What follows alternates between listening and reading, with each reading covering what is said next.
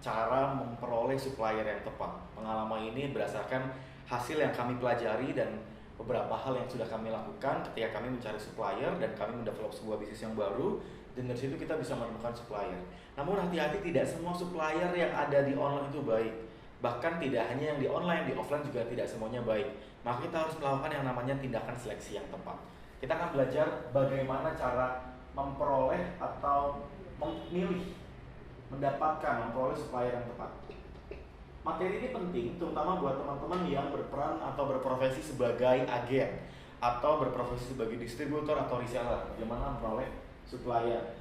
Ada 4 hal yang perlu teman-teman lakukan. Saya membuat dalam sebuah proses. Proses yang pertama adalah mulai dari pencarian. Oke. Setelah pencarian, teman-teman mulai seleksi. Setelah seleksi, teman-teman mulai testing. Setelah testing, teman-teman bisa mulai jualan. Ingat, tidak bisa langsung jualan. Ketika teman-teman nemu supplier, tidak bisa langsung deal agreement. Teman-teman harus memperhatikan itu suppliernya baik apa enggak, itu suppliernya bonafide apa enggak, reliable apa enggak, bisa diandalkan apa enggak, apakah supplier itu benar apa enggak. Karena apa? Kalau teman-teman salah milih supplier, maka nanti ujungnya jadi problem buat masa depan teman-teman, terutama ketika bisnis teman-teman mau dikembangkan.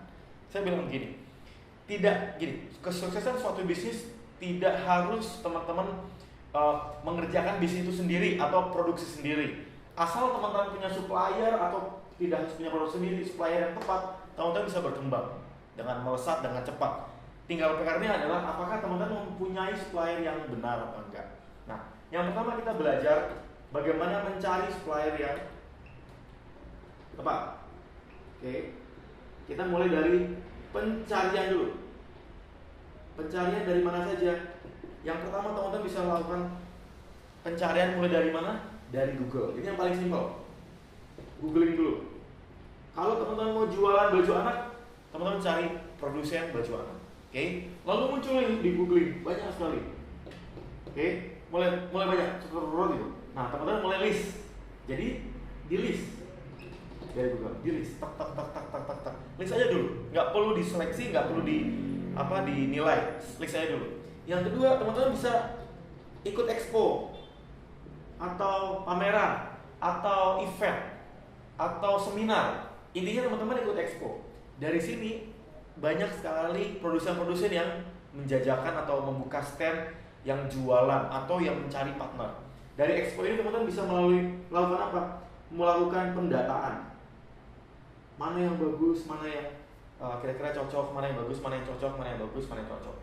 Yang ketiga, teman-teman bisa gabung ke komunitas.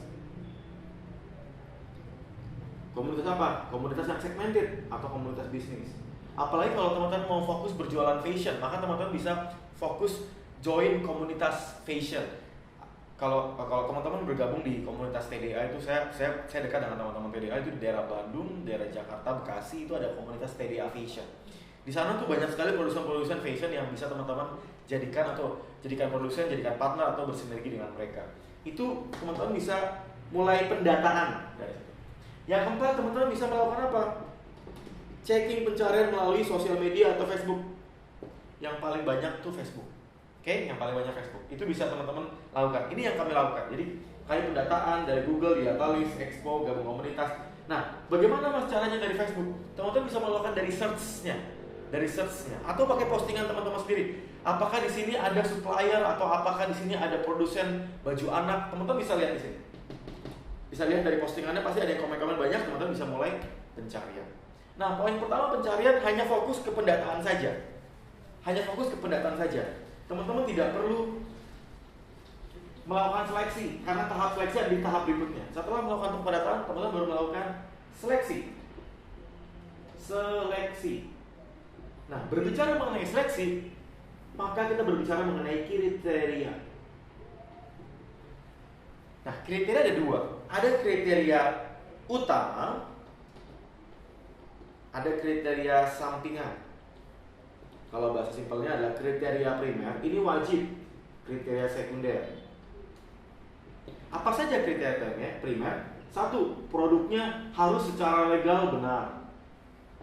MUI, halal, Dirjen POM, PIRT atau apapun itu harus benar, harus legal, harus halal. Yang kedua, quality.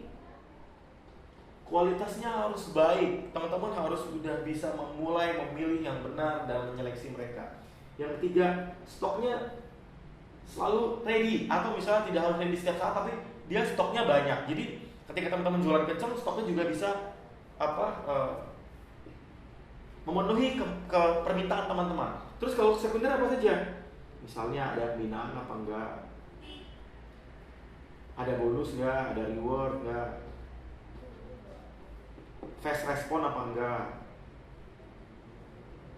Oke.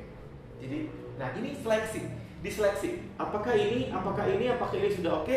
Apakah ini, apa ini? Atau misalnya, Mas boleh nggak saya tambahin kriteria primernya? Misalnya lokasi. Saya mau lokasi supplier saya jangan jauh-jauh dibanding gudang saya atau tempat jualan saya. Saya fokusnya di Jabodetabek aja, boleh, bebas. Tapi teman-teman harus menyeleksi dengan benar. Ketika sudah didata list semua, maka pastikan seleksi teman-teman itu sudah menghasilkan, misalnya gini, dari 20 list distributor baju anak, maka teman-teman sudah mulai list, ternyata yang primernya sudah oke, atau misalnya sudah sesuai hanya sekitar 7. Nah dari 7 teman-teman sudah mulai bisa menentukan supplier mana yang bisa diajak ke tahap berikutnya. Apa tahap berikutnya? Tahap berikutnya adalah testing. Ini penting teman-teman buat para agen, para reseller, buat teman-teman semua yang berjualan online. Tahap berikutnya adalah testing. Bagaimana testingnya? Testing yang paling simpel adalah teman-teman beli produk dari mereka. Coba sendiri. Sehingga teman-teman bisa mengevaluasi. Evaluasi apa? Fast responnya, pengepakannya, terus quality-nya. Beli sendiri. Yang kedua tes dan cek apakah pengiriman dari produsen, kalau dia bisa dropshipping, packing alamatnya, pengirimnya bisa nggak di custom. Misalnya gini, saya agen, Bapak Slamet misalnya supplier, kita harus cek Pak Slamet, apakah Pak Slamet bisa mengirimkan barang kita yang kita pesan dari Pak Slamet itu custom made. Jadi pengirimnya adalah dari saya, jangan dari Pak Slamet. Kenapa? Kalau alamatnya nggak di custom atau kontak nomornya nggak di custom, nanti para pembeli kita ke Pak Slamet semua. Saran saya kita harus cek apakah bisa di custom apa enggak. Alamatnya, ini penting. Yang ketiga, ketika teman-teman testing adalah mulai proses agreement,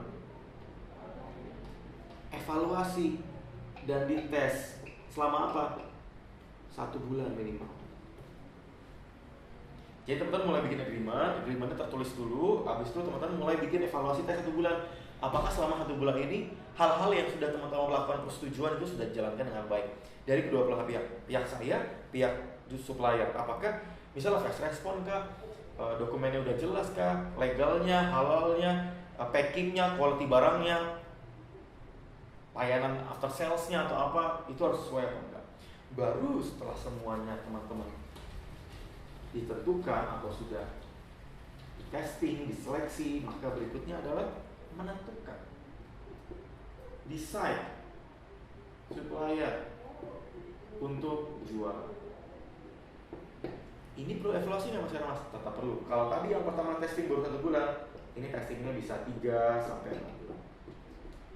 Kalau saya boleh saran teman-teman, supplier jangan hanya 1 supplier, usahakan punya 2 sampai 3 supplier. Kenapa Mas? Karena begini, kita berbicara mengenai menaruh telur pada 1 keranjang atau menaruh telur pada beberapa keranjang.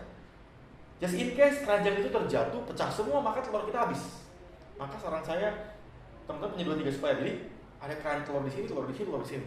Sehingga kalau ada just in case supplier ini kenapa-kenapa, jangan sampai kita mati produksinya, mati bisnisnya, atau hal ada bencana atau musibah, maka bisnis kita nggak terimpact saja. Maksudnya nggak terimpact langsung begitu saja.